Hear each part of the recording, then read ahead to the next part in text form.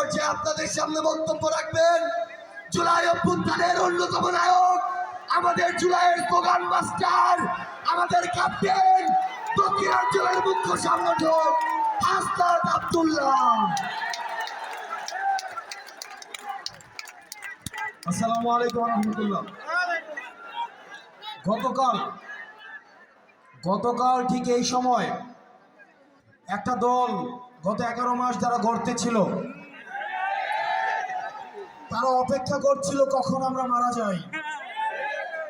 আমার আরেকটা দল যারা হচ্ছে ইন্টালেকচুয়াল প্রস্টিটিউট, যারা জ্ঞান পাপী, যারা বুদ্ধি পাপী, তারা ঢাকায় বসে বসে, মিডিয়ায় বসে বসে গতকাল গোপালগঞ্জের আওয়ামী লীগের যে আমাদের উপরে হামলা পরিচালিত হয়েছে সেটার তারা বৈধতা উৎপাদন করেছে।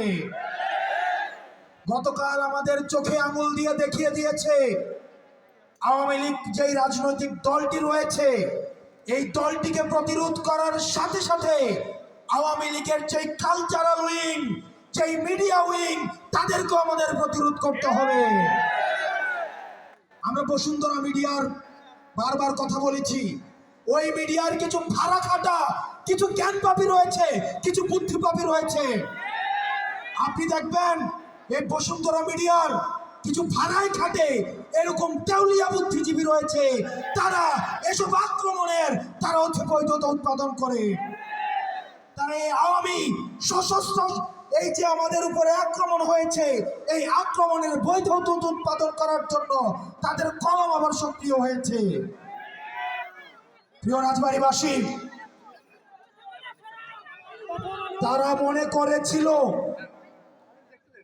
নাহিদ, সার্জিস, আক্তার, হাসনাত, নাসির, মনে এগুলো একটা নাম। তারা মনে করেছিল এই 5 জনকে হত্যা করলেই নতুন বাংলাদেশের যে লড়াই সেটা হয়তো থেমে যাবে। এই 56,000 বর্গ মাইলে আবু সাইদ মৃত্যুর পর প্রত্যেকটা মানুষ আবার আবু সাইদ হয়ে উঠেছিল।